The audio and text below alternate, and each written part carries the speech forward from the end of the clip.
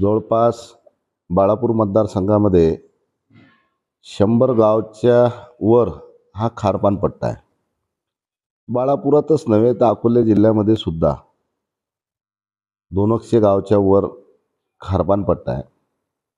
बाळापूर मतदारसंघामध्ये 69 खेडी पाणी पुरवठा योजना ज्यावेळेस उद्धवसाहेब मुख्यमंत्री होते त्यावेळेस बाळापूरमध्ये 225 कोटीची वान धरणावरून एक पिण्याची पाण्याची योजना मंजूर झाली होती आणि त्या योजनेचं काम जवळपास 80% आज पूर्णसुद्धा झालं.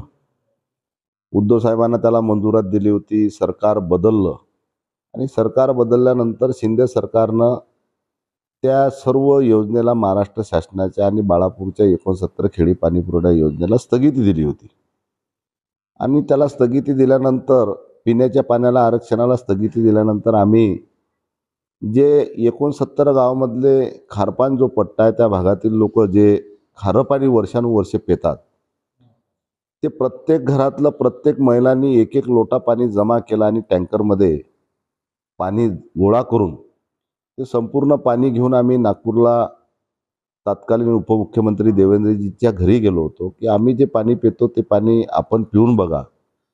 ते पाणी घेऊन गेल्यानंतरही सुद्धा शासनानं पिण्याच्या पाण्याच्या आरक्षणाची स्थगिती हटवली नाही. नंतर आम्ही कोर्टात गेलो आणि कोर्टानं सर्व कामाला स्थगिती दिलेली शासनानं सर्व स्थगिती उठवली आणि नंतर कामाला सुरुवात झाली. जवळपास 4 महिन्याच्या नंतर हे काम पूर्ण होईल आणि त्या भागातील लोकांना जे वर्षानुवर्ष लोक खारं पाणी पित होते त्या भागातील लोकांना 4 महिन्यानंतर वान धरणाचं गोळं पाणी मिळेल. कदाचित शासनानं त्याला स्थगिती दिली नसती तर आतापर्यंत योजना पूर्ण होऊन त्या भागातील लोकांना गोळं पाणी मिळालं असतं आणि हे जे प्रश्न आहेत किडनीच्या संदर्भातले हे प्रश्न आतापर्यंत निकाली लागले असते. बाळापूर आणि अकोट तालुका हा खारपान पट्टा येतो.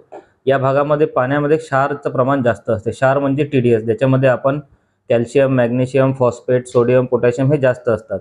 अशा पाण्यामुळे किडनीवर फिल्ट्रेशन लोड येतो आणि किडनी निकामी होण्याचे चान्सेस असतात.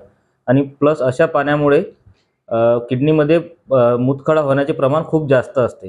हे मुतखडा होते काय की मुतखडा होतो, तो त्रास देतो, काही दिवसानंतर त्याचा त्रास कमी झाला की आपण त्याच्याकडे दुर्लक्ष करतो आणि शेवटी हे लोक पूर्णतः निकामी झालेली किडनी घेऊन येतात.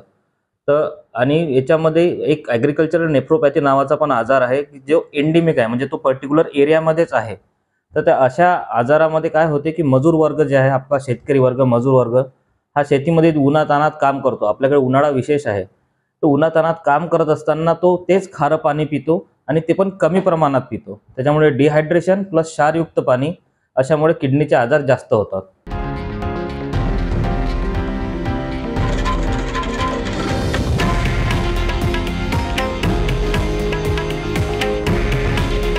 हे आहे देशातील नंबर 1 न्यूज नेटवर्क आणि आपण पाहत आहात TV9 मराठी.